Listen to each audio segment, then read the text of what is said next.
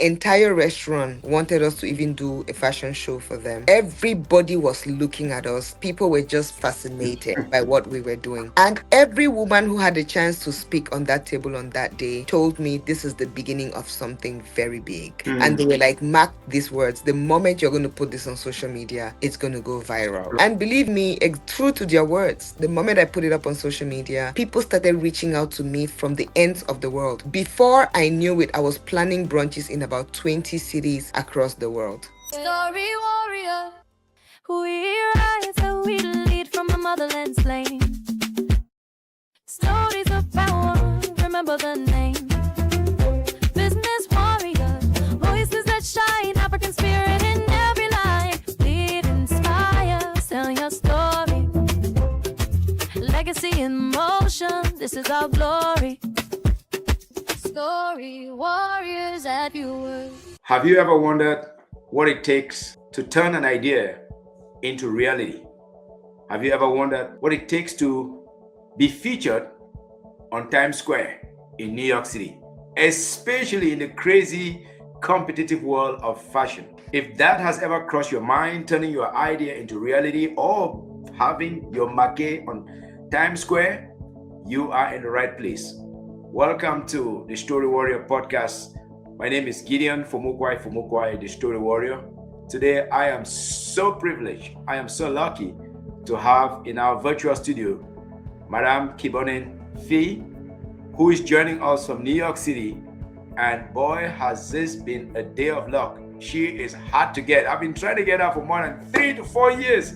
But this morning, I think all the stars aligned. God said this is a day she will talk to your people. So thank you so much, Kibonen. Thanks for joining us. Where are you joining from? I was assuming that it's New York City. Maybe it's not. Where are you joining from? Strangely, you're very correct. I'm joining from Harlem in New York Awesome. City. You travel like nobody else that I know. I know. I've always wondered, maybe she has a private jet, maybe she's bought shares in all the airlines in the world. Very soon. Because sometimes you're in Ghana, sometimes you're in South Africa, sometimes in Cape Town, sometimes in Nairobi, sometimes you're in Middle East, sometimes in Europe. But very soon. so you choose to spend winter in New York because winter in New York is a little friendly, isn't it? You're touching all the points. Okay, let us get down to business. Let's get down to business. You are a fashion icon, not only in my world, but in the world of most Africans who are watching the new trends, who is bringing new ideas to the marketplace. And you represent thousands, if not millions of Africans from Cameroon, Central Africa, West Africa, and Africa at large. Let me ask you this very tough question. When did it first dawn on you that fashion is such a big deal? It's something that you cannot keep it only to yourself. You have to take it to the world. That's a very, very deep question because I don't even know at what phase it was, because you get a revelation and then you get another revelation on that revelation, and then you start walking that route and then you get another revelation. So this journey has really been moments and moments and moments of discovery, moments of really getting deeper and feeling what you're doing, and then moments of you realizing that this should be my life, this should be what I should focus on. So I initially started fashion in 2010 or 2009 actually, and then it became an aha moment because of the way what we were doing was welcome. Then we were revolutionizing the togo, the traditional regalia of the Bamenda people, into something more modern. It was an aha moment because the people of Cameroon had never seen that. The Bamenda and Bamileke people had never seen that. So that was really the start of a new wave. We've always thought, tradition. We always leaned on other traditions. We relied so much on Nigeria's tradition, the Gele, the Ashoke. We did that for a long time, but forgetting that we had ours. But fast forward, when that aha moment came and I realized that I could make the traditional regalia more modern, then I kicked off. I did not think it was going to be so welcome, but it was excessively welcomed. But it became a thing for me also when I proposed to do the regalia for the Cameroonians who were going to South Africa for the World Cup, the official delegation, and that was approved, and that was a very huge project that we started working on. So imagine that was my first year in business, and we already had that. So that was a very big deal. How it turned around is not really fit for this particular conversation, Okay. but at least the products went ahead, and that is what matters.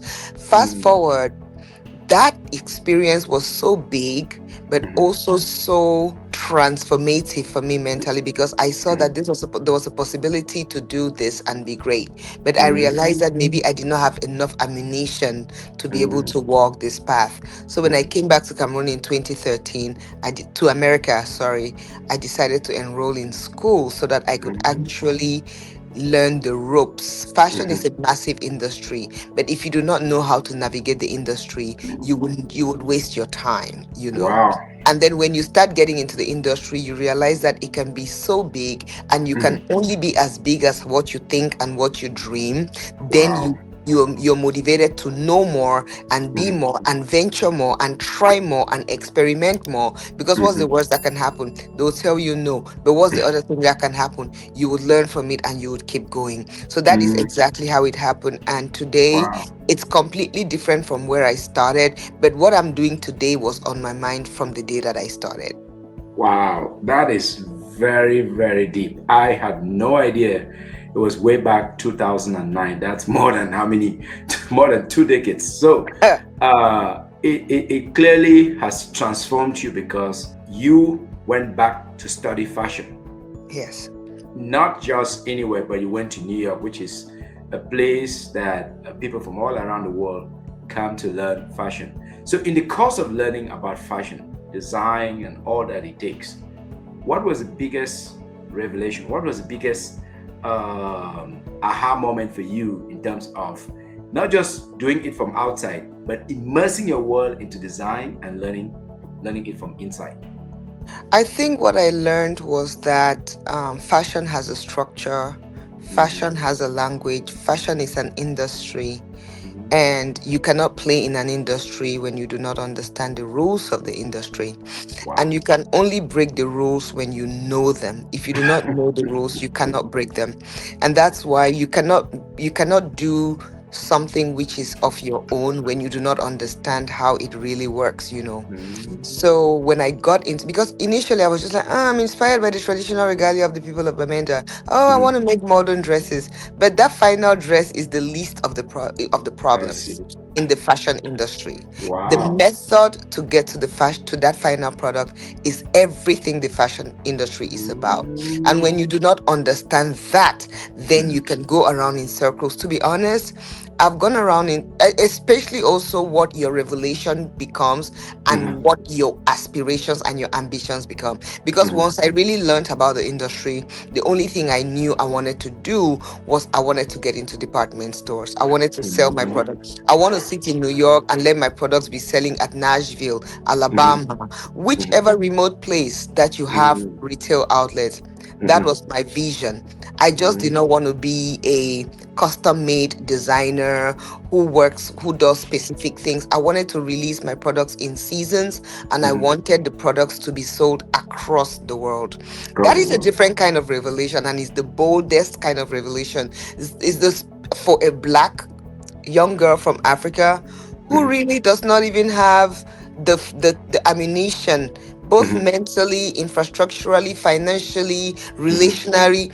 Like, mhm, it's the boldest thing you can ever think of. But the one thing I mhm. tell myself is, if God can put that in your head, it's for a Yes. reason. Half of it has already been done. It means you can do it. Mhm, The rest is for you to really walk in obedience and then mhm. trust that the God who put that idea in you will take it to the end. That's really how I see it.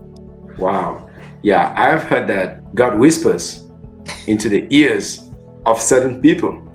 I mean, I've been waiting for him to whisper into my ears. I Wait, think he finally did. he has not whispered anything fashion into my mind. Maybe not even remotely. Maybe he has whispered other things into my mind. But that is fascinating. So, is it fair to say that fashion design is more than just clothing? Because you could look at the top and think, oh yeah, it's beautiful, but it's more than just that. So maybe elaborate a little bit, because some people think that fashion means clothing. That's all about it. So, fashion is an entire industry that is broken into so many different parts. And as somebody who is interested in fashion, there are so many things you can do in fashion without necessarily being a fashion designer. I'm just going to say it that way.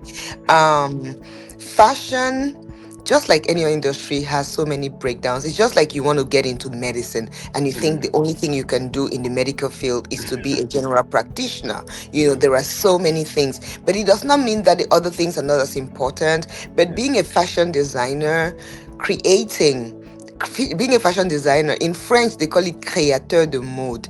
It means you're creating trends. It means you are introducing new things into the world of fashion that would change the way fashion is seen in the world. That is, would change consumer behavior. Yes. I Yes. realized that I happen to find myself in that place where I am powerful enough by the way I think and my creative mind. I'm powerful enough to influence consumer behavior.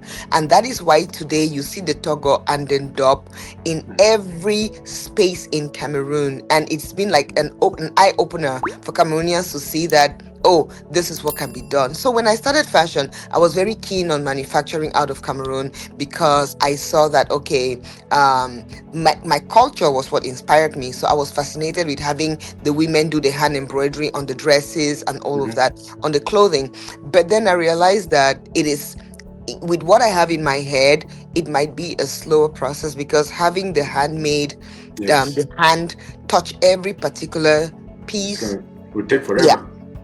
exactly. And I'm looking at a market that I want to be able to infiltrate in. If you're thinking of the American market, it's a beast. If you're thinking of the African market, it's doable. But then I literally moved to Cameroon. I've moved to Cameroon 2 times, moved and come back. The first time I moved, I set up production there, started doing the work, but it did not turn out well because there was shortage of skills. There was such shortage of just what was needed. And I think mentally also the people were just not ready for what I was trying. This is 2010. I mean, come on. People could barely even know that there was the internet, Facebook or whatever. Yeah. So I had to come back because I was like, okay, no. Then I went back to school. When I finished school, I went back to Cameroon to set up manufacturing. Now I'm like, okay, now I know the ropes, I know what to do. I went back, set it up, came back because it did not work, who went back again. So it's 3 times. Went back again that was 2016, came back 2018, went back again 2020, and came back in 2023 because in Cameroon, I just realized that I could not get manufacturing done at the level that I wanted it to be done because manufacturing is the major component of fashion, but it just does not exist in Cameroon.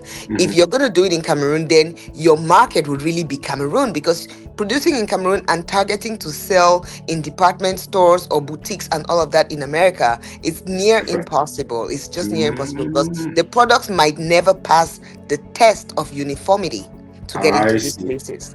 So That's a that's the very first. important point. Yeah, they That's a just might never. very, thank you, So a I had very to make important point. peace.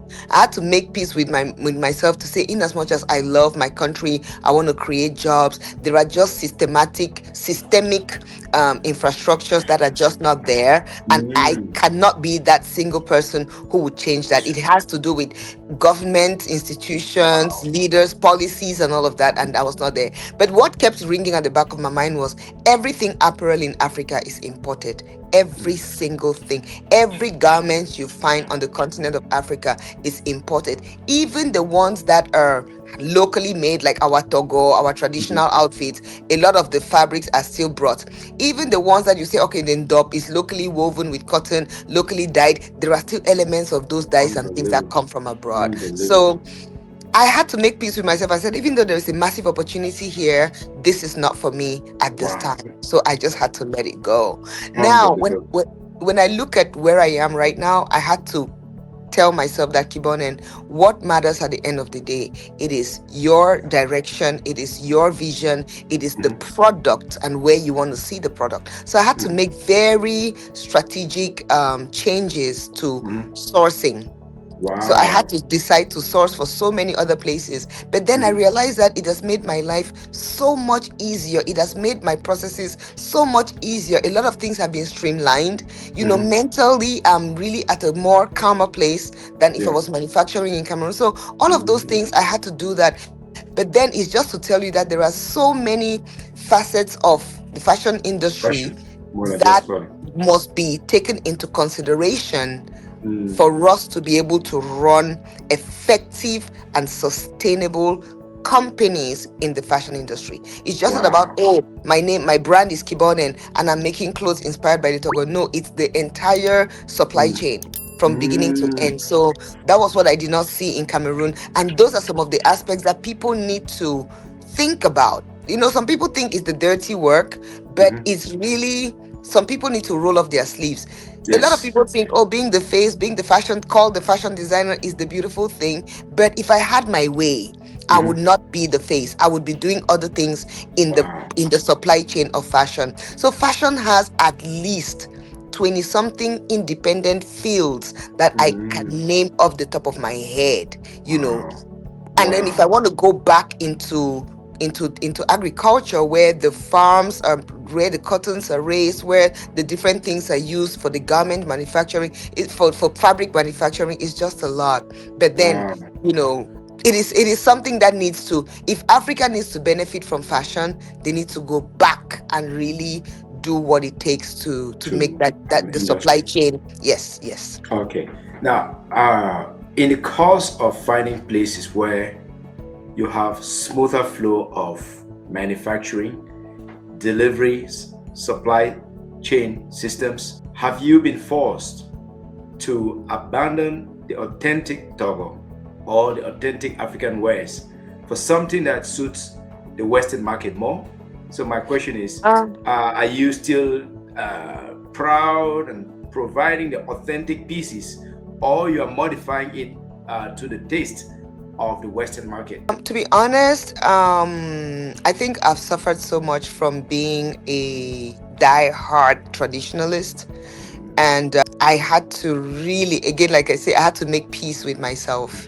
I had to, I had to choose to tell myself that if you have to be sustainable, if you have to be a role model, if you have to make money and Mhm. live from the money Yeah, that you because you make, have to make a living too. exactly, if You you don't have want to to be a broke influence. fashion designer, yeah.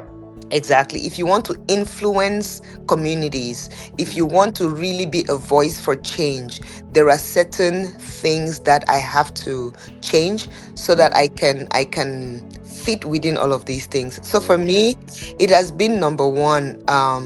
What mattered now to me was, besides trying to create jobs on the continent, I still create jobs on the continent, but in a different way. But I told myself, if I want to be able to really say I'm running a company which Mhm. is end to end sustainable, where we produce and we make profits, where we can pay our employees and all of Employees. that, things need to be run differently. And Mm. for me, it just meant I had to push my creativity to extremes, in a Mm. way that I can still have my culture and my inspirations at the core of what I do, but I Yes. can still translate that inspiration into Mhm. products that are contemporary enough to fit Oh, mainstream. okay. Okay. Products that anybody can wear and Yeah. feel comfortable in them. Yes. Okay. Products Even that if do it not even if feel. it compromises a little bit on some of the. Exactly. Okay. Thank you. Exactly. Products That's. that are universal. And that is Mm. what I've been able to do. Before we lost you, you were talking about some of the sacrifices that you've had to make sure that the products can go global, that they are also contemporary, and not just be a traditionalist who is sacrificing everything and not even able to pay the cost, not able to pay your workers, your employees, and all of that. So you want to summarize that thought? Right. So I was saying that I had to make some sacrifices and I had to compromise on, I think what I had to compromise on was really my personal values. My personal values being, I was so keen on the culture. I was so keen on creating jobs. I was so keen on making sure that, our identity is maintained. But then I realized that if I had to stay on that, I would not be I will not be sustainable. So Wow. I had to change my manufacturing from Cameroon, entirely closed all of my production facilities in Cameroon, which was a lot of money and a lot of investments that I Oh my had God. done. And I moved first to Dominican Republic, and then I equally moved part of my production to China. No So that kidding. is literally, yes, I I had thought to you go moved there. within Africa. I did not know you moved completely out To of the be country. honest, there is no place in Africa as we speak that can manufacture what I'm doing, Wow. That is especially with unbelievable. the direction that I'm taking with getting Okay. our signatures embedded in the fabrics, probably like what I have on. Yes. It means I have to print fabric. It means I have to knit fabric. It We're means, coming to that. and those machines are just not there right now to I see. produce it at the quality and at the Mhm. price. It's And not possible. make sure that they are the same exact formation. Uniformity. Okay, Yeah. uniformity. You mentioned Yeah. that. Yeah. Okay, so when you started out, I understand that you had supermodels or some very famous people. You want to drop some names of some VIPs or some celebrities that you've had the pleasure of dressing with the Yes. African Cameroonian Togo and beyond. I know when I started, I always used to dream of Lupita Nyong'o wearing my dress. And unfortunately, Lupita eventually wore my dress, I think 10 years ago.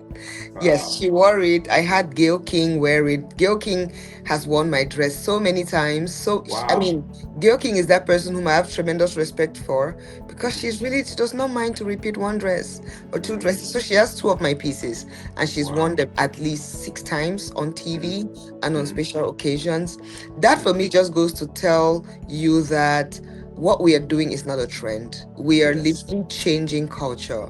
We are literally affecting the way people see things. We are literally making people value what they Mhm. have. And for Yes. me, that is sustainability. I don't do clothes that just, go off the racks. No. I've also been privileged to have my pieces on Wizkid and Drake's music video, which was Mhm. absolutely amazing. Mhm. I've also been able to work with other younger artists like Justin Sky and all of Mhm. that. But for me, I think what is really key for me is the fact that I've also been able to share my knowledge on very prestigious platforms like at the UN. Mhm. I've actually been at other Ivy League universities like at Harvard, at Mhm. Columbia University, New York University. So I've really been able to lend my voice for the culture. But now, currently, I did not tell you this, but I sit on the advisory board for the Creative African Nexus, CANEX by Afreximbank, which Mm. sorry. Okay, by Afreximbank. Yes, so I sit on the board for their creative advisory group, which is the creative arm of what they are trying to do for the continent. I've Mm. also been able to just be at the place where I am literally a voice for culture, and that That means is a lot to amazing. That's amazing, especially given that you started with literally no background in that field, no family member in that field, no relationships, no social capital. So, my question is, how did you believe that, yes, no social capital, no relationships, that you could climb the ladder from a nobody in the fashion industry to now serving on advisory boards, speaking at Harvard, Columbia, and yes, having your market on New York Times Square? How did you find that courage, that belief? Because most people have ideas, they don't know how to execute them. Talk to us about that. So when I started fashion, I was really just an it girl. You know, the people they call it girl, those girls who love fashion, who Okay. like to be pretty and all of that. But when I got into Which, fashion, and you had all of that in abundance. I realized that I had to raise my sleeves and work. So and when I got into It was more fashion, than just the beauty, it was more yeah, than just the looks. it It has was a whole nothing. lot more. It Okay. literally has nothing to do with the With the entire looks. thing. Okay.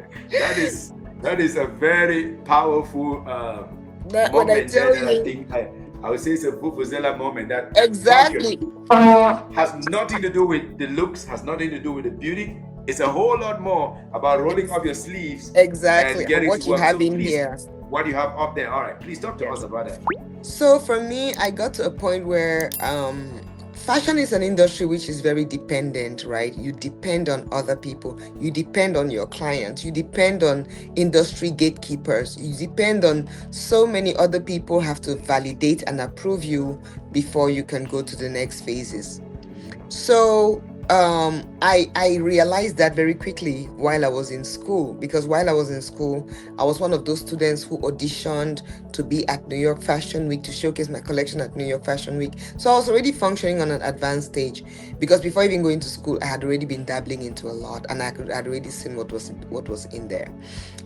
When I got into fashion, I realized that for you to have, to be honest, there's a lot of favor that you need. You need people to appreciate what you do. You need people to like what you do. You need people to like even your personality, right? I realized that this thing is not really all about me. I need to be in a place where I can capture the favor of man, right? Because God can call you to something, but then you need man to let you in. So I had to be in a place where I had to capture the favor of man. And it's a very dicey place, because it could be in a place where you even compromise your own self because you want to be appreciated by other people. And for me, there were a lot of things which I just don't know, and I just don't know how to do. So I had to depend on a higher power than me. So I always say that I had to transform my person to be able to fit within working in the fashion industry. And you transforming your person could be any way. It could be for good, it could be for bad. But then I had to completely submit my creativity to my creator. So that was the turning point for me, to realize that, you know what, I did not create myself, but the person who created me with a reason or with a motive and had a plan or an agenda. So I had to submit all of my thoughts to that creator, and that is God. And it completely changed the way I see things. It completely changed the way I relate, even with my own creativity. It completely changed the way I relate with people. And I'm saying so because you might be so brilliant and you think you deserve certain things, but the person who is looking at you just does not even see what is in you. But the God who created you knows why he created you. So I always say, for my profession, I really feel like it's a calling. I feel like God called me and empowered me with not just the creativity, the ability to even realize that he is the creator, and that all the glory for my creativity should go to him. I'm just going to put it like that, in that is pretty dope. Yeah, so I had to change my entire personality. I had to learn new things. I had to completely rewire my mind. And I think that is the one thing that is giving me an advantage and an edge, because even you know the number of times that I have stumbled and fallen, and it has been like I would never wake up, but then I woke up and I kept on with the same excitement, same enthusiasm. All I'm telling myself is, oh, I learned from that one, now it's going to be better. That has been my life for the past 15 years, you know. And you cannot have that cannot be man-made strength. It cannot even be your intelligence. It must be a supernatural power who knows that this thing you're doing is for a goal. What I do is not even for me. It's not even for Cameroon. It's not even for the continent. It's for a generation. It's for a transformation, and it's for the regaining of Africa's dignity. Because the one thing Africans quickly gave up, their identity. Now we are making them regain their dignity, and what we have the most is our culture. What is invaluable to the African is the culture. So what we are doing by bringing culture to the forefront and seeing Africans happy, seeing Africans very enthusiastic about the fact that, oh my God, our culture is actually finally being realized. It's a big thing. That's why I say it goes beyond me, the brand, a people, a continent. It's an entire system of mindsets that needs to be shifted and that needs to be changed. Today, a lot of people are saying, oh, Africa is the future, Africa is the this, Africa is the that. But then, if we did not start doing this work that we are doing today the way, nobody would have been looking at Africa. Because the creative industries are the people who've been able to shed a different kind of light on Africa. Today, you see music everywhere, you see fashion everywhere, but Africa has gold. Africa has all of the diamonds and everything, but these are things that instead brought war to the continent. So what I do, I look at it from that perspective of, It's a bigger thing than Mhm. what meets the eye. Then And I just stick okay. to that. Wow, wow, that is so profound. I was not expecting that, and that blew my mind away. That is something I need to chew over because now I see that you've thought about it three-dimensionally, four-dimensionally, and even beyond. So it's more than just what meets the eye. That's what I'm taking away. And part of it is also that what meets the eye sometimes it sets it sends a symbol, it sends a signal to the rest of the world. Exactly. You have had your work featured on Times Square. Want to talk to us about the process of getting to Times Square? Maybe step one, step two, step three, step four.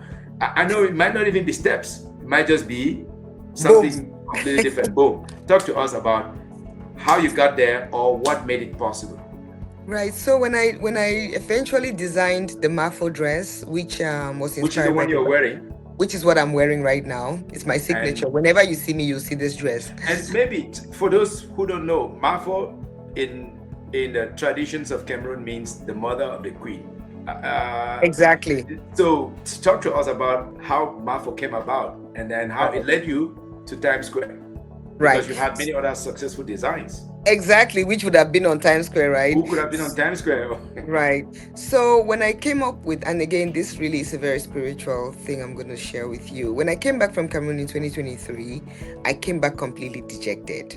Completely. I mean, I was short of anything you can think of. Came back to zero, had to start from scratch, depressed. The depression was so high. And I was just like, God, you need to show me another way because I've gone and spent another 3 years in Cameroon and I came back with nothing. About how much spent, if you don't mind, drop some numbers. I can't because it's gonna depress me even. So and even though the last venture was a partnership, you know what it means to waste literally. Let me just say waste, but to give away 3 years of your life. Your time, yes. Yeah, that's already the number one thing, talk less of the other financial drains. But when I came back, I was completely dejected, completely lost, completely depressed. I did not even know what I wanted to do at this time because I had left Cameroon, America, and I was going to stay in Cameroon. I was not planning to come back. I was planning to go help develop manufacturing in Cameroon such that everybody else can be thinking of coming to manufacture in Cameroon. When that did not work and I came back, I was like, I don't even know what to do. I started to work for other designers. I wanted to be, in their supply chain, in their workforce and all of that. But then I was in and still continue doing my thing. But what sometimes it's hard for me to share this part because it's so deep and so emotional. I came back to homelessness basically in 2023. And that completely traumatized me because I was coming from living my best life in Cameroon.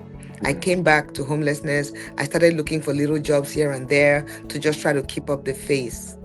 But fortunately, I was able to pivot really quickly. And my pivoting came from the fact that I did competitions, right? And there was this one competition I did, and I was the winner of that competition. And in New York City or somewhere else? Actually, this competition was organized by Afreximbank, Creative Africa Nexus, Pitch Deck Angel Investment session in Algeria. Okay. So I did that and I came out the winner, and they gave cash prizes and also, thank you, and also access to investment capital. Amazing. So the first thing I did was I took my cash prize and I said, now, because the challenge we have always producing from China is always bulk. I took my cash prize and I designed 4 items: the Maffo dress, the Nganu sweater, and 3 different scarves. So those 5 items, 3 different scarves, all inspired by the Ndop from the Bamileke people of Cameroon. So when I designed this, I just did not know what to do. I started promoting it, put it on my website, started giving it out as gifts, some gifts even to celebrities to wear and all of that. And nothing really happened. And then I just put the dress on the side. I was like, and again, it's a winter dress. So by the time winter was over, it was done. So by the time this winter was coming, I realized that I had that dress. Coincidentally, a couple of my girlfriends from Maryland were visiting New York City. And they came and we hung out and they said, we cannot go back without patronizing your work. I was like, oh my God, I have the perfect thing for you. And I brought the Maffo dress. They all looked at the dress, they loved it, they all tried it on. It's beautiful because this dress is it defies every barrier. It Mhm. fits everybody's skin, it fits everybody type, it fits every skin tone, Mhm. it fits intergenerations. Mhm. So the dress was amazing. And I told them, oh, when you guys go back, I'm going to come and we're going to create content. We're Mhm. going to go out for brunch and create content. And they were like, oh, yeah, that would be great.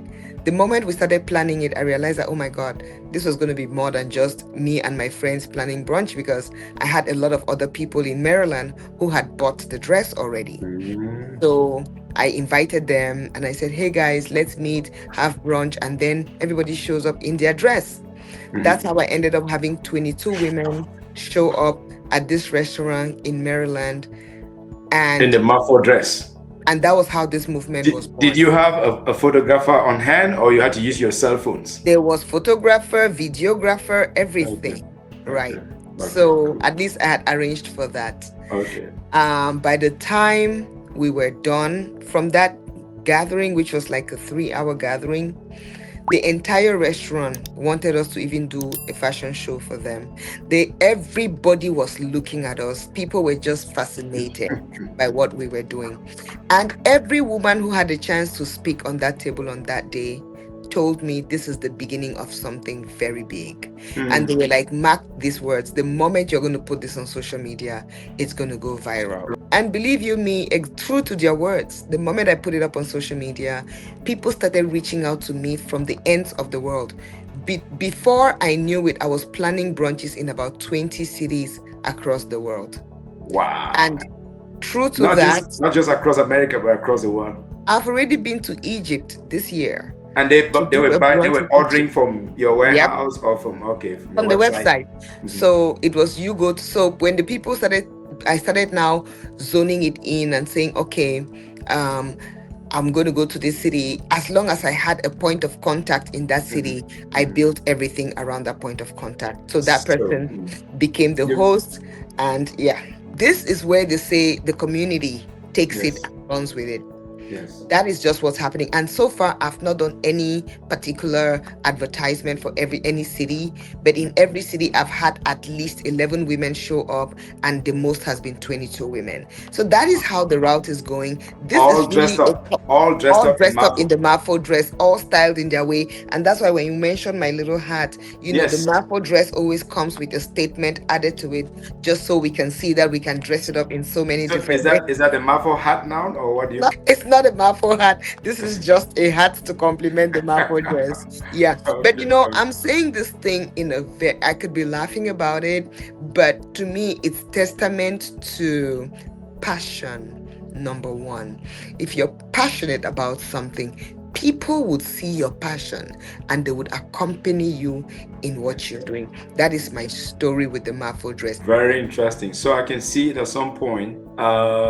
Partnering with Story Warrior, we can do a pep talk. We can do a warriors, Maffo warriors. What are they doing in their lives? Exactly. In a curated form. That means instead of just telling randomly, it's well curated such that it comes out really clean, really good, so you can actually use it in the promotion of the brand. But exactly, they say behind every brand there is a story. Behind every powerful product there is a story. What would you say is at the core of Kibonen brand, or should I say the Maffo dress, which is now catching on really, really well? What's at the core of that? I think at the core of everything I do is really the desire to bring the culture of a people to the forefront. Actually, let me put it this way, to tell the stories of our continent to people who might have never had the opportunity to hear it. So my brand is really, it rotates really around storytelling. There are collections that I have made telling the story of slave trade, telling the story of who Africans were before the slave trade started, telling the story of what we used to wear before slave trade. And I translate all of that into clothing. So for me, at the heart of what I do is telling stories. I would just not make an outfit that does not have a story. It's just never going to work. That's not Very me. interesting. Very Yes. interesting. So, looking at the markings on the Maffo dress, is it telling a story? Is that more of Of Bamileke, course. Bamileke Of course. design? Is it more of Bamenda design? Is it So more let of me tell us a little bit what's on so this is the Ndop from the Bamileke and Bamenda region. So the grass fields, the Ndop, which is used royally, is a royal garment for the Bamileke and the grass fields people as a whole. Now on this garment, you realize that it was on the Ndop, it was a symbol of communication. So things used to be put on it which communicated exactly who you were. Either you were a title holder, either you were a woman who is about to get married, either you are in the chief's court, so there were all of those things. So when I and they started, used to be hand stitched back then. it used to be hand stitched, yes. Okay. But it for the Ndop, it was hand, it was woven, it was tied. These symbols were tied with raffia and then dyed, so that when the raffia is removed, the symbols, the parts that are not dyed, were now the symbols, right? I see. So for this dress, it's different layers of storytelling. The Bamileke Ndop is one story. The Maffo, the role of a Maffo in the Bamileke or the Grassfields region of Cameroon is another story. Who is the Maffo? What role does she play in the court? She's a woman of nobility. But not only that, she is of such impact in the community that she is given a title. So she can have access to the court, she can have access to the kings. Now I'm looking at this and I'm saying, if the name of this dress is a Maffo dress, what do the younger generation have to learn about being a Maffo, for instance? It just brings that consciousness to you that in living your life, it should be so intentional that you can actually eventually be given a title. That's number one. So it's a very powerful dress. Message.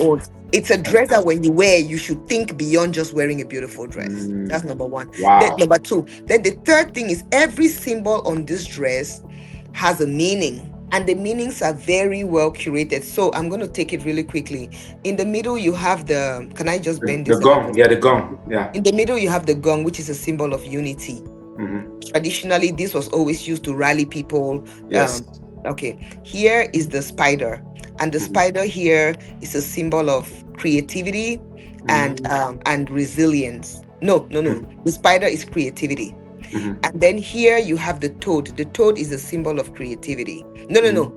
It's a symbol of resilience. I don't know if you've ever heard when you put the toad in hot water, as the water is getting hot, the toad is adapting itself. So that is resilience. And this is my story. This right here is my story. On this side is the leopard. You can see the spots of the leopard. Yeah, and it's actually representing the scars which you get along your journey, right? Wow. And that is really the average woman. The woman is multifaceted, that she embodies all of these things. And at the bottom here is actually the most funny one. No, not funny. It's very interesting and this is the vulva, which is like the reproductive part of the woman. And this is to celebrate the woman's role in creation. That is deep. My goodness. I could not see. I had no clue. This is how deep it is. So for me, that is it all. That is who the Kibonen brand is. But you're wearing it in such a seamless manner. It's a conversation starter. The colors are so different and you really stand out when you wear it. So this dress, when I was designing it, I did not have all of this, the way it's being interpreted now on my mind. But these are the things that God does. And he does it in such a way. So I redesigned this print myself.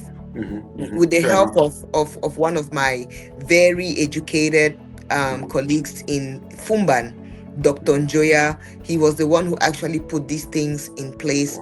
And he actually has a book, and that book is on the symbols of the Bamun region. So he has about 500 different symbols. So I went through that, and these were the symbols that spoke to me, considering my reality at the time and considering the role I want these products to have in the community. That is so deep. I love to wear something that has meaning. When I went to Cape Town last month, I was literally buying everything I could find, whether it's from Senegal, from wherever. Exactly. And I even came back with an ostrich egg. Oh, wow. And a symbol of our authenticity that separates us from the rest of the world is always Exactly. is something that I'm very passionate about, especially being a story warrior. And being a story Exactly. warrior just means we don't fight battles with weapons. We fight battles with our stories, because our stories Exactly. have a way of penetrating the heads, the hearts of the humans, and leave them in the same state or move them to a new state without hurting Exactly. them physically. So that's why I really believe that what you're doing is powerful. It's gentle, it's thoughtful, it's non-invasive, and it's transformational. So if a young girl listening to you, say from Bamenda, from Bafusam, from Boya, if they watch this, they listen to this, what do you want them to think about in terms of believing about possibilities of the future? So I think the first thing is really about believing in yourself. And not for any reason, but for the fact that God who created you for a specific reason. Even if you came out from, I don't know what, wedlock, whatever it is, you still succeeded to make it on earth. And just by that, you are assigned with an assignment. So just the fact that you are on earth, there is a role you have to fulfill. And that role is only you who can fulfill it. So for that, you have to rejoice. You've already been chosen. The second thing is using your uniqueness. You know, a lot of people shy away from what makes them unique, but your uniqueness is really your unique selling point. So use the unique things about you to morph them into bigger things. The third thing is, do not want to be in anywhere geographically. Where you are is where you have to be. And from where you are, you can do anything and touch the rest of the world just from where you are. So focus on harnessing what is inside of you. Focus on discovering what is inside of you. And once you discover it, make sure you put it to use as it should be. That's all I can say. When you It might be a little bit heavy, but yeah. No, it is what it is. And who am I to dispute that? It is what it is. So let's say fast forward 5 years. I know you've done all the hard work. Some people say that overnight success, but overnight success takes 15 years in the making. So fast forward 5 years. Where do you see Kibonen, Fee, and all the brand work? In which stores? In which supermarkets? In which by that I mean Department Avenue. stores, Which department stores do you see Kibonen Fee featured? Actually, right now, I'm really actively working behind the scenes to have the brand positioned in the likes of Macy's, Nordstrom, Bloomingdale's, Neiman Marcus, and the different derivatives in the local cities. Yeah. That is in the next 5 years, the Kibonen brand must be a household name, and not only in America, across the world. That is my goal. Where do you see the greatest appreciation for your designs? Is it in North America? Is it in Europe? Is it in Asia? Is it in Middle East? Or is it in the Caribbean? Especially as the world becomes more and more of one place. Yeah. Right, especially with the global African narrative. I've experienced a lot of interest in the Caribbean. But you know what, honestly, right now that I'm doing the brunches, to be honest, it's almost getting a fair play, because wherever I go to, I see a surge in orders from that place. So right now, it's really a very fair distribution. Fair distribution, yeah. So if you were to start, say, you want to go to Italy, you will see a surge in that, and that's from you announcing on maybe on LinkedIn, maybe on social media that you're coming to Italy for a brunch, and then before you realize there are plenty of women that have signed up. Exactly. And for me, it might look like an expensive venture, but for me it equals me putting my stuff in magazines for community building. You cannot beat that. It's different from just having your ads on social media, right? So before I started these brunches, America had always been my number one. But then I will not refute the fact that I've had a lot of interest from Australia. I have a lot of clients in Australia. So all of those things I'm putting into perspective as I'm building the brand, as I'm expanding also. Thank you so much. Thank you so much for your time. Is there a final word before the final word, where can we buy Kibonen designs? While waiting for it to be in Nordstrom, where can we find you online? And if somebody wants you to participate in their event, how can they find you? How can they find your brands? And then, of course, any final thoughts? So everywhere I'm on Kibonen.com. I'm on all social media platforms, Kibonen or Kibonen Official. That's what you're going to find.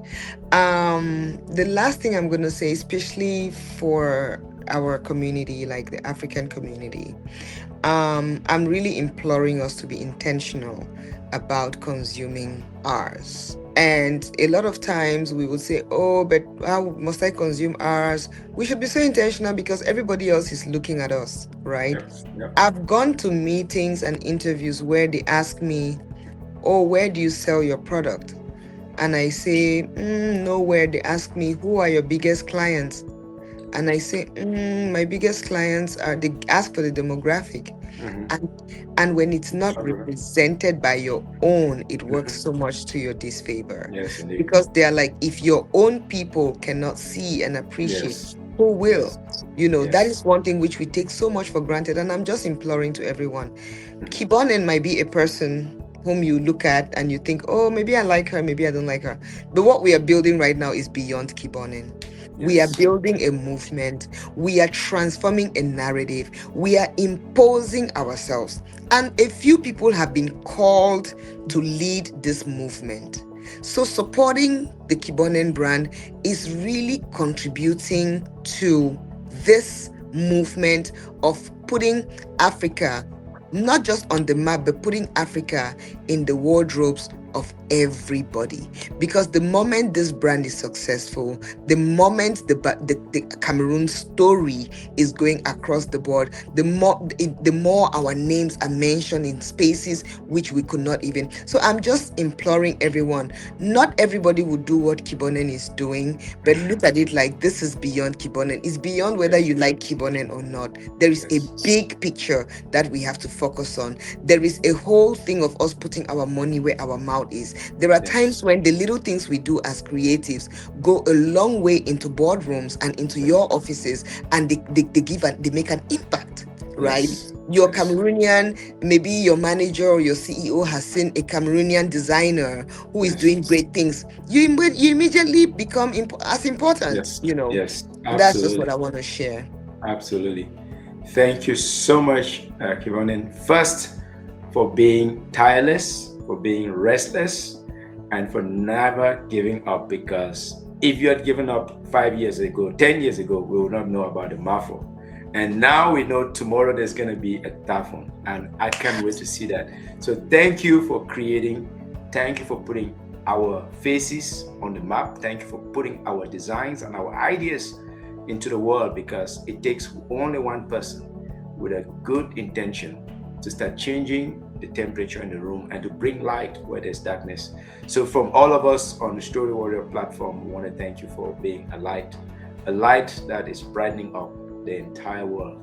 Thank you so much, Kibonen. And thank you so much, Vivian. We hope we work on some collaborations, and we hope when you're launching this large collective, you come back here to announce it to as many people as possible.